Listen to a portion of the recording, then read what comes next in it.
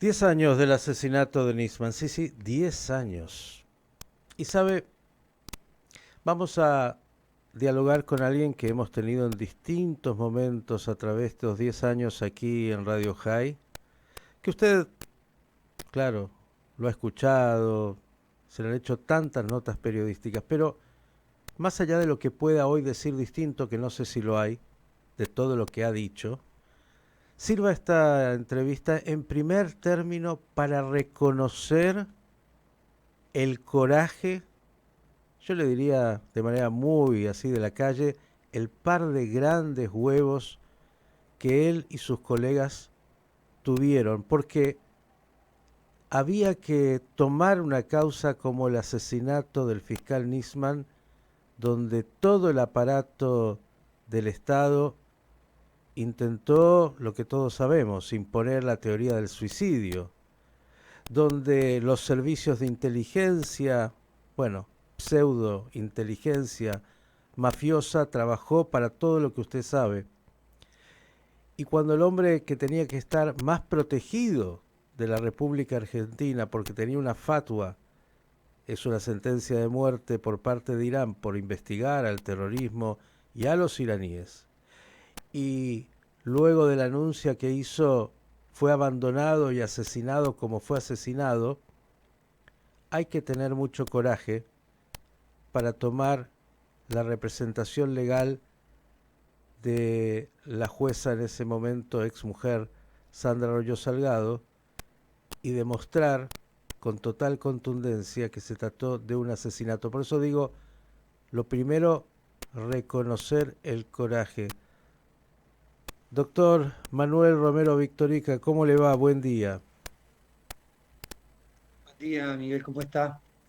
Bien, y más que claro lo que he tratado de decir, porque no sé cuánto nuevo vas a poder hoy aportarnos, más allá de que hay temas que incluso en estos últimos días has dicho, cómo se va el fiscal Tayano acercando cada vez más a los autores, a los encubridores, a la clarificación absoluta, no de el que le pegó, los que le pegaron el tiro, pero sí mucho más. Pero digo, en ese momento había que tener mucho coraje. Quiero llevarte ahí, Manuel, primero. ¿Cómo fue ese momento personal con tus colegas cuando les llega esto y dicen, estamos dispuestos a jugarnos literalmente la vida? ¿Cómo fue eso? Varias veces me preguntaron si teníamos miedo. Em, la verdad que hay una cosa que es, por supuesto que implica un riesgo. Era muy fuerte la denuncia contra las máximas autoridades del país de aquel entonces. Em, por primera vez en la República Argentina, en democracia, se asesina a un funcionario judicial, ¿no es cierto? Y pero la verdad que yo nunca tuve miedo. Siempre pensé que el abogado es un fusible. Es decir, ¿quién no iba a querer estar en mi lugar? Los mejores abogados penalistas de la Argentina hubiesen querido representar a las hijas del fiscal Nisman. Eh, Ser elegidos por la doctora Arroyo Salgado en un caso de la trascendencia, no solamente judicial, ¿no? Sino política, social, y que por supuesto generó una trascendencia también internacional, no solamente nacional. Era increíble, se nos trataba de contactar de la gran parte de los países del mundo, de América, de Europa, por supuesto, ni hablar de Norteamérica, Israel permanentemente interesada en el tema. Yo me acuerdo, Miguel, di una conferencia invitado por el actual ministro de Seguridad de la Ciudad de Buenos Aires, por Waldo Wolf. Dimos una conferencia, digamos, porque fuimos los dos, en la Sinagoga de la Aventura, que es la segunda más grande de Estados Unidos después de la de New York. Y había 500 personas. No cabía un alfiler. Y cuando termina la exposición, eh, había una serie de preguntas. No muchas, porque era demasiada la gente, pero la persona que actuaba de moderadora dijo, bueno, vamos a hacerle 10 preguntas. Algunas estaba la madre del fiscal Nisman también, Sara Garfunkel, a quien le hicieron algunas preguntas, pero eran acotadas. Tenías que ver vos la, la precisión, el conocimiento de la gente con las preguntas que hacían. Me acuerdo una que me llamó mucho la atención, que por favor les explicara en detalle la diferencia entre lo que eran partículas consistentes y partículas características con el disparo de un arma de fuego. Eh, Tenían en claro que entonces les expliqué, las partículas características son las que tienen los tres elementos químicos, bario, plomo y antimonio, funcionados por la salida del proyectil, pero que había oportunidades en que eran consistentes con la de un arma de fuego, que había dos, pero que para poder hablar de deflagración tenía que haber las tres, y en las manos del fiscal Nisman no había partículas características con un arma de fuego. Lo dice la propia fiscal Fein, si vos te acordás en esa Ujú. famosa frase de lamentablemente el revenido químico dio negativo. ¿Qué está diciendo? Lamentablemente en la mano del fiscal no hay pólvora, diciéndolo en criollo. Eh, y por otra parte se demostró que en el arma del fiscal, en el arma que le entrega, perdón, no digo que le entrega porque nadie sabe si se le entregó o no. Ujú. En el arma que deja a Lagomarsino o que lleva a Lagomarsino hasta Le Parc, que se probó que es el arma que le da muerte al fiscal porque el proyectil que se le extrajo de su cráneo salió de esa arma, cuando se la perita en varias oportunidades, deja residuos, cientos de micrones de bario, plomo y antimonio. Entonces, no discutamos más qué pasó. Pasó que Manuel, al fiscal lo asesinaron. tuviste que Después veremos, como transformarte, vos me preguntabas, quién dio la orden, quién lo mató, quién. Esa es otra pregunta. tuviste que transformarte en ese momento y en el tiempo en un especialista en peritajes técnicos como este que has mencionado y tanto más. Cuando fue todo y está todo tan claro para nosotros, no hay duda. Pero digo, vuelvo a lo primero. Dijiste no sentí miedo. ¿Tuviste aprietes, operaciones? No, no, la verdad que no. Eh, en algún momento pensamos que podían llegar, sabíamos que teníamos los teléfonos intervenidos, que también teníamos intervenidas las computadoras, eh, gente amiga, porque uno integró durante casi 10 años el Poder Judicial y conoce mucha gente vinculada al Poder Judicial y a las fuerzas, ¿no es cierto? Y a las fuerzas de seguridad. ¿Quién, Gente amiga nos dijo, quiero, porque es importante lo que dijiste, intervenidas por quién, los teléfonos y las computadoras? por los servicios. Perdón, ¿los servicios no tenían que trabajar para colaborar en el esclarecimiento o ni siquiera porque en realidad están para otra cosa? No para otra cosa, pero vos fijate que hasta en el propio informe que hace el fiscal Tayano, que quiero aclararte, que no es un informe que está dirigido al juez ni presentado en el expediente. Es un informe que él hace para su jefe, para la máxima autoridad del Ministerio Público, que es el Procurador General de la Nación, con motivo justamente de los 10 años, ¿no es cierto? Y explica por qué llevamos 10 años. Y entonces tienen que empezar a explicar que cuando él hereda la causa, después que nosotros, la querella, durante bastante tiempo nos costó tuvimos que llegar a la corte, Miguel, a la corte para que diga lo obvio, que esto lo tenía que investigar la justicia federal. Entonces, él explica en su informe todas las irregularidades con las que se encontró con la investigación y bien recibió el expediente. Irregularidades que ya bien cuestionábamos en forma vehemente, no solamente judicial, sino también mediáticamente, porque de hecho, a ver, el periodismo también tuvo una actuación preponderante en que hayamos logrado, o mejor dicho, hago mal en ponerme yo, pero en que la justicia haya logrado avanzar lo que avanzó.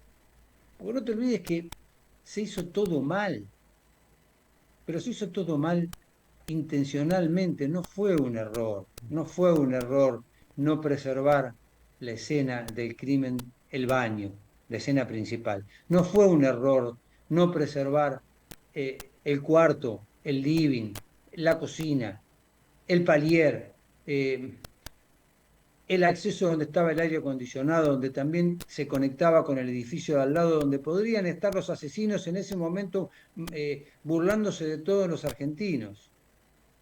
Eh, no se preservó. Entonces, el fiscal Tayano en su informe va marcando todas esas irregularidades y dando una explicación de por qué también costó tanto tiempo, porque es muy fácil rearmar una escena del crimen cuando de entrada lo pudiste preservar bien, con las cadenas de custodia del arma. A ver, ni el arma se respetó. Toquetearon el arma, limpiaron la computadora, limpiaron, le metieron un malware en el teléfono, limpiaron las paredes, no había huella de las hijas. Yo esto ya lo he contado tantas veces Ujú. que no entiendo cómo hay gente que sigue diciendo, está bien, gente vinculada al gobierno acá, o fanáticos, o no entiendo por qué algunas otras personas también O gente que no leyó ni el expediente ni todo lo que hay, que es tan grosero. Yo diría la intervención de los servicios, lo que es ese servicio de inteligencia paralelo que se montó. Hay que remitirse al memorándum. Digo, es todo tan claro, pero viste que cuando el fanatismo, como dijiste, o los intereses marcan otra cosa, bueno, es muy difícil contra esa gente, ni tiene sentido muchas veces. Digo, la justicia ha avanzado. Dijiste hace poco que de acuerdo a lo que vas viendo, ya no sos parte de la causa, pero lo vas viendo a través de Trascendido la Prensa y más, digo, esto que el fiscal Tayano en 10 años viene, bueno, menos tiempo, haciendo con mucha constancia el entrecruzamiento de llamados, todo lo que cada vez es más claro de cómo intervinieron los servicios, va de alguna manera aproximándonos a tener con mayor precisión eh, quienes se encubrieron desde ya e incluso podríamos llegar mirando lo que hay a quienes pueden haber dado la orden del asesinato. Y yo entiendo que sí, además se infiere del informe, no se dice de manera directa, pero cuando vos lo lees desde el punto de vista, por lo menos, de un abogado penalista o de un integrante del Poder Judicial, y también los periodistas de investigación lo ven perfectamente bien y cualquiera que lo quiera ver con los ojos que hay que verlo, ¿no es cierto? Porque esto es como la historia. La historia es de una manera o es de otra según quien la cuenta. Pero hay hechos que son eh, incuestionables y fundamentalmente aquellos que están basados en los elementos de convicción que se pudieron reunir en el expediente. Entonces, cuando vos determinás que desde el día viernes, que lo estaban esperando, que en Ezeiza ya lo filmaron, que las filmaciones se las llevaron a gente muy allegada al gobierno, como era en aquel momento el director de la FIN, Chegaray, que le hicieron borrar a la persona que filmó su propia filmación. Y además, eh, había agentes de los servicios de inteligencia en LEPAC, que no se anotaron los ingresos de LEPAC en todo ese fin de semana.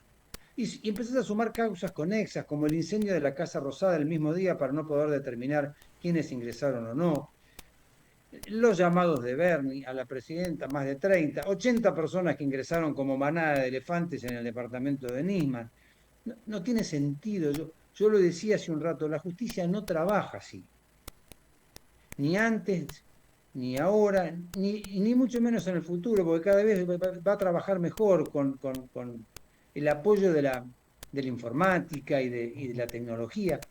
La justicia no trabaja así como no sucede lo que sucedió en el departamento de Nisman en ningún otro expediente. Eso te marca que esto fue urdido, que no estamos frente a errores. ¿Me explico? Sí, sí, Eh, absolutamente. Yo decía, Manuel, en estos días, y no sé si sirve la analogía, pero en la Argentina, sobre todo desde la recuperación de la democracia, entre las cosas que se ha dicho respecto del proceso militar, la crítica más espantosa siempre fue, bueno, esto de donde los militares querían protegerse, la obediencia debida, ¿no? A mí me dieron instrucciones, yo cumplí, si tenía que hacer lo que no era correcto, no importa, pero lo cumplí. Digo, cuando uno mira el accionar, sobre todo de lo que era la CIDE y sus funcionarios, uno ve algo muy similar en la matriz, ¿no? Excepto que no sepamos de aquellos que se quisieron desmarcar y que les puede haber costado incluso la vida, que no lo sabemos, pero hay demasiados involucrados en la operación de encubrimiento que trabajaban para, bueno, la supuesta inteligencia. sí, tampoco te olvides que, Miguel, eh, previo a esto, yo no me voy a olvidar nunca algo que comenta Estiuso, ¿no? Que le dan a él y a Nisman la orden de no seguir investigando la pista iraní, que ahora tenía que investigar la pista siria. Creo que lo explica muy bien el otro día Toma, Sí, en un programa de televisión. aquí también. Eh, y Estiuso dice, nosotros no cumplimos esa orden. Y esa orden le vino desde arriba, ¿eh? No cumplimos esa orden. A mí me echaron, me tuve que ir. Y a Nisman lo asesinaron. Eso lo dice, es más, lo dijo él en una entrevista, inclusive, porque al principio no se podía ni tocar el tema porque estaba su declaración amparada por la ley de inteligencia, la 25520. Entonces, de hecho, a mí me hicieron una denuncia. ¿Quién? Un abogado del Lagomarsino, porque dijo que había hecho una violación de un secreto. No, ni siquiera se dio cuenta que es un delito de instancia privada y la denuncia la tiene que hacer la víctima. Ya que lo Y trajiste al acá Logo no era. Marcino, Manuel, ¿quién es Diego Lago Marcino? En el expediente, y lo dice el fiscal italiano también en su informe, da a entender como que también es un agente inorgánico de los servicios.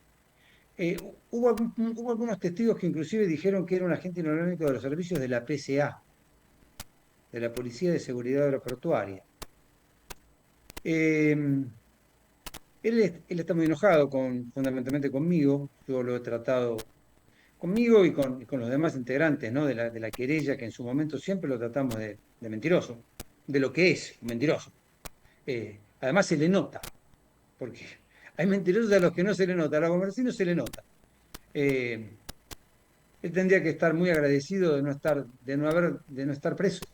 Por supuesto que el resguardo de las garantías constitucionales que tenemos en nuestro país, en nuestro Código de Procedimientos y en nuestra Constitución Nacional a partir de la incorporación de los pactos internacionales, en tanto y en cuanto no pienses que vas a profugarte o entorpecer la acción de la justicia, debes permanecer en el proceso en libertad.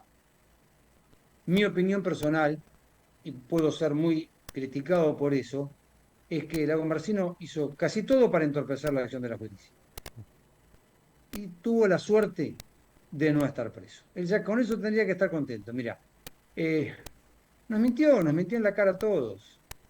Y yo lo expliqué varias veces. Y la prueba más evidente es que mintió diciendo ya cómo empieza la historia. Porque el mentiroso, vos tenés que empezar a ver cómo empieza. Es como el cuento del lobo. Él empieza diciendo que Nisman lo llamó, estaba en su casa, en la pileta, y se tuvo que ir a Lepal, que se fue hasta Puerto Madero, y después ahí le pidió el arma, casi llorando, porque quería cuidar a sus hijas que estaban en Europa. Estaban en Europa las hijas. ¿Cuidar qué? Desde Buenos Aires se acababa de volver, y estaban a cargo de su madre, la doctora Rosa Salgado, juez federal en lo criminal y correccional de San Isidro. Eh, Bueno, él O sea, dice no que se cierra enteró el relato. recién el No cierra el lunes. relato. El lunes No se cierra el enteró que relato. las hijas Y no el arma estaban. que le da es una Versa calibre 22, Ujú. que él mismo dijo que no andaba del todo bien, pero parece que sí, anduvo perfecto. Mm. Y, y además que Nisman se la pidió, y Nisman tenía una en la casa de su madre, Y, y si, tenía custodia. y digamos que si Podía Nisman haberla que, ido a buscar con la claro, custodia y no la si, fue a buscar y se la pidió a él, si quería armas a un Nisman, asesor informático. A ver, Nisman podía levantar el teléfono y decir si tenía miedo. ujú, Tener, tenía 10 custodias, podía haber tenido 30. ujú. Sentido común, a lo que también se Fabiola en agrega Europa, el, Fabiola Yáñez, la ex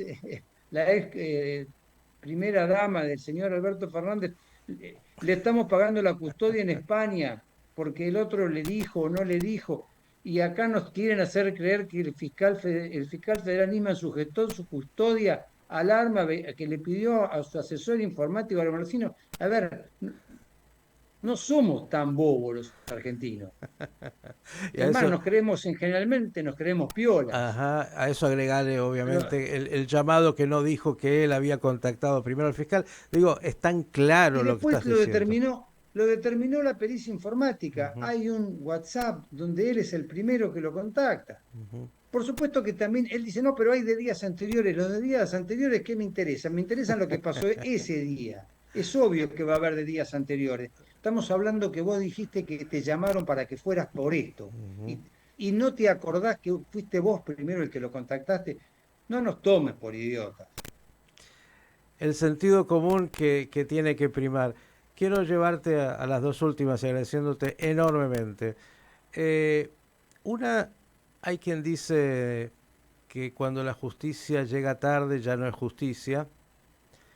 Es verdad que será muy difícil por todo lo que se hizo y porque el tipo de crimen llegara a los autores materiales, porque no tenemos filmación, excepto que aparezca alguien, diría, un arrepentido en algún lugar y que tenga elementos para ser creíble. Tal vez ahora que el régimen venezolano está mandando tanta gente afuera, desde allá alguno cuente algo que no sabemos, quién sabe. Pero digo, eh, hay otras cosas que sí están cada vez más claras, como lo que venís diciendo del encubrimiento. ¿Te parece que vamos a tener novedades y que algunos muchachos, Bernie, Milani, Parrilli, Mena, que soy ministro, tantos que están de la primera línea, conocidos, como muchos otros que aparecen ahí, custodios y más, van a tener que pasar por la justicia e incluso recibir condenas? Y el fiscal Tayano ya ha pedido la indagatoria de Bernie y de la fiscal Fein. No sé si hay de alguien más. Te repito, al no estar más ya como querellante en la causa, no ser parte, digamos, lo que sé lo puedo saber a través de los medios y yo siempre evité hablar de lo que no sé yo. Siempre de lo que yo te puedo hablar es de lo que yo viví. De hecho, tampoco te puedo hablar mucho de los servicios de inteligencia, por eso te contesté lo que te Ujú, contesté. ujú. También ahora aparecieron, dice el fiscal Taller en su informe, algo que llama mucho la atención. Eh, no solamente había gente de los servicios de inteligencia del Estado, de la CIDE, sino había gente de los servicios de inteligencia de Ejército, Ujú, que respondían a Milani, que respondía ujú, directamente al gobierno nacional. Ya sabemos, no hace falta ni que hagamos nombre. ujú. Eh, Cosa que llama poderosamente la atención al investigador, ¿no es cierto? Al fiscal Tellano. Eh, y con lo cual le abre una nueva línea de investigación también. Eh, en fin, yo veo, va a ser difícil, va a ser muy difícil, te lo dije al principio de la entrevista, cuando vos ya embarrás tanto eh, la escena del crimen, estás quitando los principales elementos que te pueden llevar a un hilo conductor para seguir las distintas líneas de investigación. De todos modos, claro, cuando ves también toda esta serie de indicios que parecieran ser serios y concordantes, vos decís, y todos los caminos me llevan a Roma. Entonces, bueno, vamos a ver si el fiscal Tayano puede seguir avanzando. No sé si se jubilará o no se jubilará, y si no, su sucesor. Yo lo dije el otro día, el que descubra, no el autor material, porque yo creo que el autor material, lo dije el otro día en una entrevista, ya no están en este mundo. ¿Eh? No está ni en, no está ni en, no lo busquen en Venezuela, no lo busques en Irán, no están, no se deja cabos sueltos en un hecho así. No se puede ser pensar que fueron tan ingenuos en que van a dejar un cabo suelto de estas características. Al menos la experiencia eh, como integrante durante muchos años del Poder Judicial y más de 30 años de ejercicio de la profesión, te marcan esto.